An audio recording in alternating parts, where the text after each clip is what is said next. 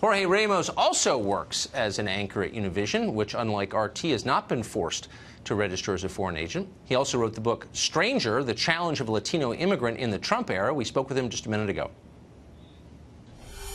Jorge, thanks for joining us. I appreciate it. Great to be here. Thank you.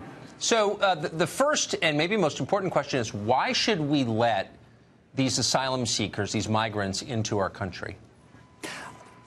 I think the United States is becoming a hostile, even dangerous country for refugees and for immigrants. And I think we have a long tradition of being generous, of accepting other immigrants from countries where they're fleeing violence and poverty and lack of democracy. I think that's precisely what the United States is. And at the end, Tucker, I think it's simply a matter of deciding what kind of country do we want to be.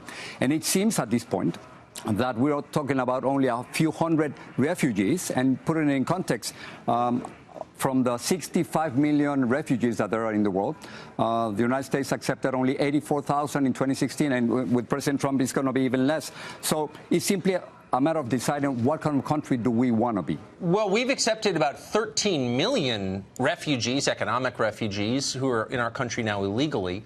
But back up for 1 second. You said that this is a hostile, dangerous place for refugees. Then why would you want them to come here if the United States is so dangerous? Well, I mean, that's much, much better than if you're a father in Tegucigalpa or San Pedro Sula and you have a son, and that son wants to be recruited by the gangs, or if they threaten your only daughter, they want to rape her, what will you do? I mean, maybe the only option for them is to come to the United States. Oh, but it's not the only option. I mean, look, I understand. Look, I love this country. I was born here. I'm not a citizen of any other country. Mm-hmm. Obviously, I'm for America, and I plan to stay. So you don't need to convince me why people would want to come. I understand why they would. Exactly. But in order to get here, they pass through Mexico, which is, by many measures, a rich country. It's got the 15th largest economy in the world. There are 30 Mexican billionaires. Got a bigger economy than Saudi Arabia. They're sleeping on the street in Tijuana. Why doesn't the Mexican government help them? Well, it's first of all, they don't want to stay in Mexico. They want to come to the United States. Okay. And second of all, if you're fleeing violence, if you're fleeing gangs in Honduras or El Salvador or Guatemala, why would you want to go to Mexico when in the last 5 years more than 100,000 people were killed by drug violence? Would you stay in Mexico? Of course not. It doesn't make absolutely. Well, no. I mean, it doesn't make any sense. So they want to come to the United States. Probably want to fly business class to Zurich and move to the Alps, but I don't get to because it's not my country. So you want to close the United States? That's what you want to do. You want to close the United States? I mean, that's the kind of country you want to be in? I want to revert to what we were, which is a country of laws, where people can come here, but they do so legally. We have over 1 million people come here every year legally. Mm-hmm.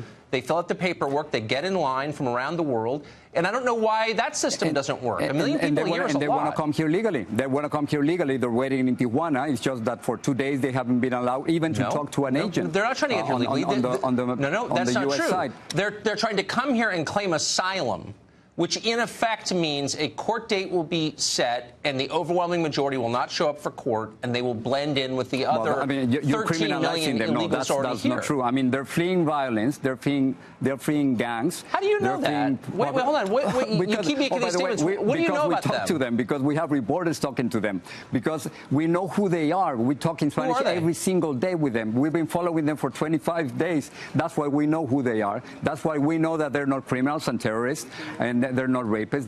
That's why we know who they are. Did you talk to the one who was a member of MS-13 who was caught last week, who admitted he was a member of MS-13? What did he say when you talked to him? Well, I haven't talked to him. And again, if you want to criminalize the whole group simply because of one person, I don't even know what's your source. But if you want to criminalize everyone, you can do that. Stop the word tsunami for 2 seconds. That's not the kind of country I want to be living in. It's the Mexican citizen lecturing me about what kind of country America is. I love that. But let me ask you this. One of them said he was from MS-13. That was his description of his own affiliation. You're saying I'm criminalizing him by repeating what he said about himself.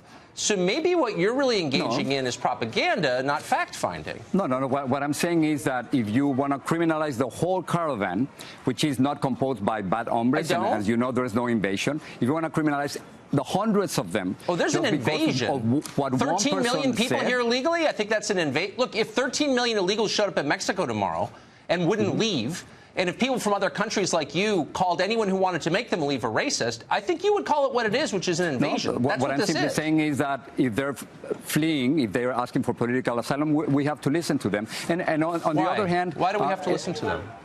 Well, because that's the long tradition that we've had, just to accept and protect those who are vulnerable, those who are being persecuted. Well, why doesn't Mexico, why doesn't Mexico with an economy larger than Saudi Arabia's protect them? Okay, but hold on. Why is it America's unique obligation to take in, I mean, there are 1.2 billion people in Africa. All of them have lower standards of living than Americans. Many of them are living in violent places. Do they all have a right to come here? It's a real question. Do they?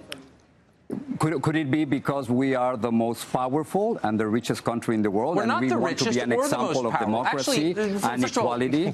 Right. Circa 1955, that would be China, which doesn't believe in diversity or immigration, just so you know. Well, do they have any obligation? Because they are in our hemisphere, and we're also responsible for that. I mean, they're fleeing violence, right? So why do you think they're fleeing? These drug wars in Central America and Mexico are not happening just because it's a TV project. No, it's happening simply because there are more than 25 million Americans who use illegal drugs, and we're also responsible for everything that is happening in this hemisphere. We're going to blame the junkies. So Mexico sends in fentanyl, heroin. Yes, it does. Mexico is now the largest manufacturer of crystal meth. We used to make it ourselves. Now they make it. They kill tens of thousands of Americans every year, and those families are the ones responsible. U.S. citizens, 25 million U.S. citizens who are consumers of drugs. We're also responsible for that violence. Oh, we're responsible for heroin addiction. So someone who's taking heroin, he's responsible. The junkie living on the street is responsible for these people being here. Is that what you're saying? No, what I'm saying is that when you have about 25 million U.S. citizens who use illegal drugs, it has consequences in the whole hemisphere. Drugs are coming from Colombia and Peru, crossing Central America and Mexico. And the violence that is happening in those places is also partly responsible for the consumers in this country. Oh, I understand. So 60,000 people die of drug ODs last year. Most of those drugs came from Mexico, but it's our fault. So not only do we have to drop our borders, ignore our own laws, take any poor person around the world who wants to come here, but we have to do it because we're immoral, because we're dying of drug ODs? That's the argument, really? So you think that the U.S. and the U.S. consumers have absolutely no responsibility for the drug wars in Mexico, in Colombia, in Peru, and in Central America? They're completely linked. Absolutely, they're completely linked. And guess what? Not only that, how about the guns and the rifles being used by drug traffickers? Where do you think they get those? It's funny. Typically, when you're trying to get someone to do something nice for you, like taking all your poor people? So yes, there's responsibility, and we in the United States, we have responsibility for the things that are happening in our You're a Mexican hemisphere. citizen. You voted the Mexican presidential election. I just find it amazing that you can demand compassion from Americans. I'm also a U.S. citizen. I guess, but you voted in the Mexican election, so I mean, it's not... I voted in the Mexican election, and I voted in the U.S. election. I know it's confusing for you, but that's what happens. And there are millions of people around the world with dual citizenship. I'm just one of them. Yeah, well, I'm opposed to it, if I can say that for obvious reasons. But it's just funny how we have a moral obligation because we're bad people to subsidize the rest of the world. Because we're the richest and the most powerful country in the world, and many people want to come here, and we're an example of democracy and generosity. I think that's the right idea of America. Talk about blaming the victim. Jorge, it was great to see you. I appreciate it. Thank you.